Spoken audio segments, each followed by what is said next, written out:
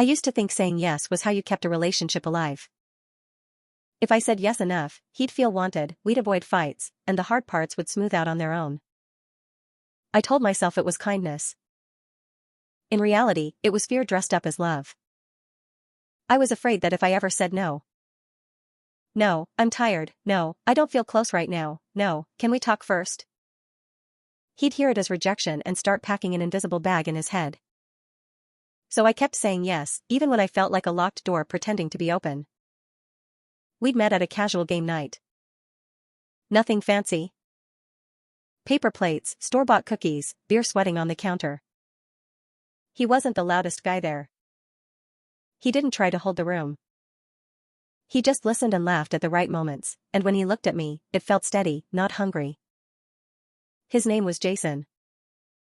He walked me to my car that first night and said, "Text me when you get home so I know you're safe," and he meant it. He was simple in the best way, like a quiet Sunday morning after the rain. For a while, everything was easy. He remembered my coffee order, he changed my wiper blades without telling me, he learned where I kept the cinnamon and put it back there every time. He wasn't perfect. No one is. But he was good. We moved in after a year, merged our cabinets and our calendars. I kept my collection of mugs I never use. He brought a sad houseplant that looked like a strand of seaweed and dirt. We placed it in the sun and a week later it stood up straight like it had decided to try again. In the first months of living together, we'd bump into each other in the kitchen and giggle like teenagers. We'd kiss while brushing our teeth and pretend we weren't making a minty mess. We'd curl up and talk about our families, our dumb childhood injuries, our worst haircuts. Some nights it turned into more. Some nights we just fell asleep with our feet tangled. There was no pressure. We found a rhythm. Then work got busy for both of us. Late meetings. Early alarms. Phones lighting up during dinner. You know how it goes. Life pulls you in 20 small directions and by the time you sit down, your brain is still standing. We got lazy with our check-ins. A quick day okay replaced real talks. We still held hands, but sometimes it felt like holding on to driftwood. Desire changed for me. Not on purpose. Not as a choice. It just started showing up less often. Some nights it was there. Warm, close, easy. Other nights it felt far away, like a song you can barely hear from another room. The first time I didn't feel like it and said yes anyway, I told myself I was being loving. He'd had a hard week. He needed closeness. I could give him that. He kissed my forehead afterward and whispered, "I love you," and I whispered it back, and then I went to the bathroom and stared at my own face and tried to ignore the ache in my chest that had nothing to do with him. It became a habit. He'd reach for me. My head would say no. My mouth would say yes. I'd watch the shadows on the ceiling and wait for it to be over and then hate myself for even thinking those words, because Jason wasn't using me or hurting me. He was loving me the way he thought I wanted to be loved, and he believed me because I told him with my body that it was what I wanted. I made it a secret cost. He didn't know he was spending me. Of course he noticed the way I flinched when I was tired. The way I stopped changing into cute sleep shirts and started wearing long pajamas. The way my laugh got thinner. He asked if I was okay. I blamed stress. He asked again a week later. I blamed hormones. He asked if I wanted to try therapy. I got defensive, like therapy was a blame ticket with my name on it. He backed off. He isn't a fighter. He just keeps trying until he realizes he's the only one rowing. He planned a sweet home date one Sunday. He made lasagna because he knows it's my comfort food. He lit the candles I buy and never use. He played our playlist. The one with the songs from our road trip. He took my hand across the table and said, "I miss you. Not your body. You." He said it in that soft way he has, the one that makes you feel safe. I wanted to cry. I wanted to say, "I feel far away and I don't know why." Instead I said, "I'm right here," and he smiled, but there was sadness in it. We ate. We talked about the neighbor's loud dog. We joked about my messy purse. Later, he reached for me, and I had that same quiet panic in my chest, like a hand around my throat that no one could see. I could have said, "Can we just cuddle tonight?" I could have asked for closeness without going all the way. I didn't. I said yes because that's what I'd been doing, and because I didn't want to ruin the nice night he'd made for us. After, I rolled away and stared at the wall. He put his hand on my shoulder and asked, "Was that okay?" And I heard myself say, "It's fine," in a voice that didn't sound like mine. He went still. A full beat passed. Then he said, almost like he didn't want the answer, Do you ever feel like you have to?" The room seemed to tilt. I should have said, "Sometimes, and I don't know why, and I want to figure it out with you." Instead I did the worst thing. I told the truth with a blade on it. "Lately I've been doing it because I feel like I should," I blurted. "Sometimes it feels like a chore." I will never forget his face. He didn't go red. He didn't explode.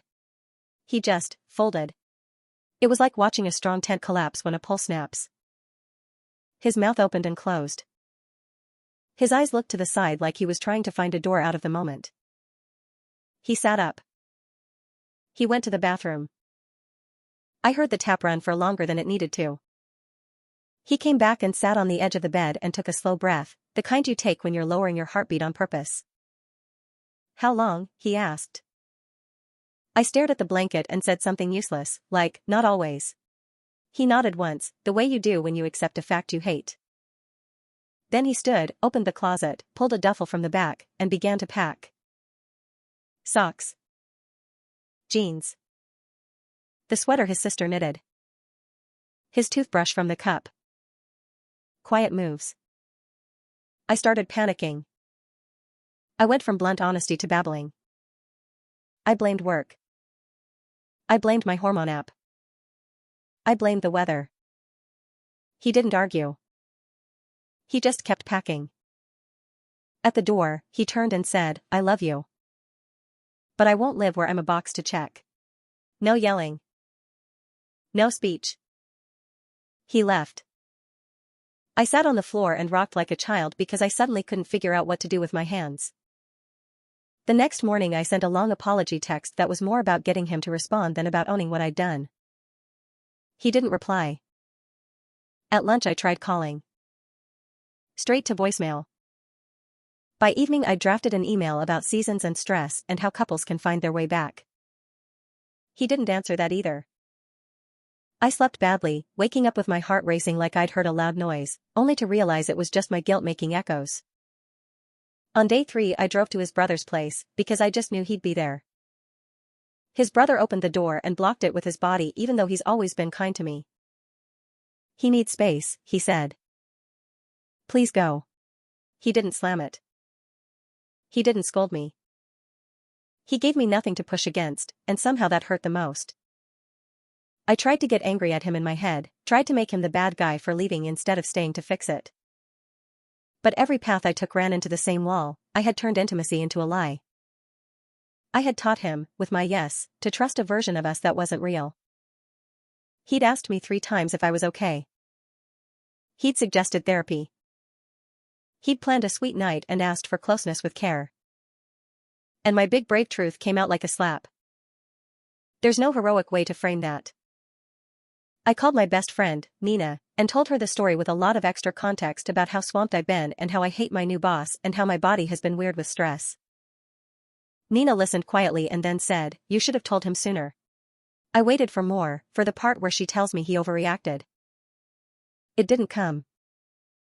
"I know you were trying to keep the peace," she said, "but you broke it anyway." This way was just slower. I made a therapy appointment.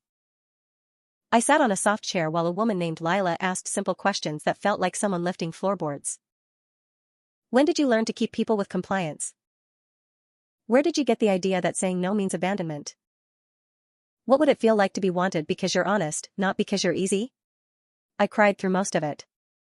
I had to blow my nose on the cheap clinic tissues that stick to your face. Lila didn't flinch. She said, "You're not a monster. But you do need to stop selling pieces of yourself to avoid being alone." A week in, I wrote Jason a letter with a pen because typing felt too easy. I told him I was sorry and left out the word but. I told him I had treated my body like a way to buy calm, and that wasn't fair to either of us.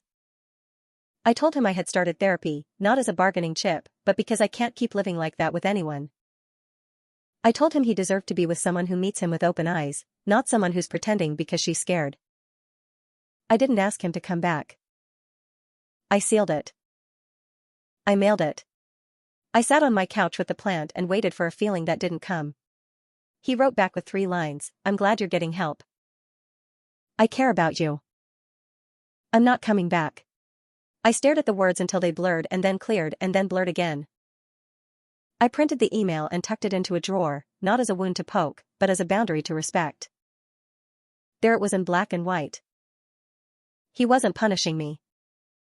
He was choosing peace. People think karma is a lightning bolt. In my case, it was a door closing softly. No drama. No revenge.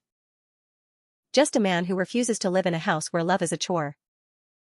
That's the part one still roll around in my head on quiet nights. He didn't need to yell to win. He just walked away and didn't look back. Of course the internet had to make it worse. A photo came up in my feed of him at a brewery, smiling with friends. Next to him was a woman with a dimple. She had her hand on his arm in that simple "I like you" way. The caption said nothing special. The comments were kind. "You look happy. Good to see you." I put my phone face down, then flipped it over, then face down again like that would change anything. My stomach fluttered like I'd swallowed bees. I bumped into him once at the farmer's market where we used to shop. He was by the peaches, of course, because he always picks the ripest ones like it's a superpower. I was ready with a polite smile and a wave. He nodded, nothing more, and kept walking. That's the line he drew. Civil, distant, done. It should have made me angry.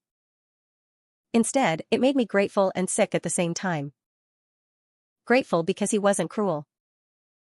Sick because I knew I'd earned that level of distance. So I started over. I kept the apartment. I moved his few remaining things to a small box, and I didn't open it just to sniff his shirts like they do in movies. I put the plant in more sun and gave it water once a week like he taught me. I cooked small meals and ate at the table with the cloth napkins we never used. I learned to sit with quiet without stuffing it with scrolling. I wrote 3 sticky notes and put them on the fridge. No is not rejection. Desire can't be forced. Say the hard thing early. Lila asked me to practice actually saying no. It sounds silly to practice a 2-letter word, but I'd forgotten how. I said it in my living room. I said it in my car. I said it while folding laundry. The first time I used it with someone new, my voice shook like a loose ladder. He blinked, nodded, and said, "All good," and kissed my forehead and fell asleep. The ceiling didn't crack. The world didn't end. The next morning, I felt light in a way I hadn't in months. It wasn't about being denied or being selfish. It was about it being real. I wanted to tell Jason that. I wanted to text, "I'm doing better. You were right to draw the line." But that would have been about making myself feel less guilty, not about respecting his boundary. So I didn't. I held it like a small stone in my palm, smooth and true. A couple months later, I saw him again, by accident, at a friend's birthday.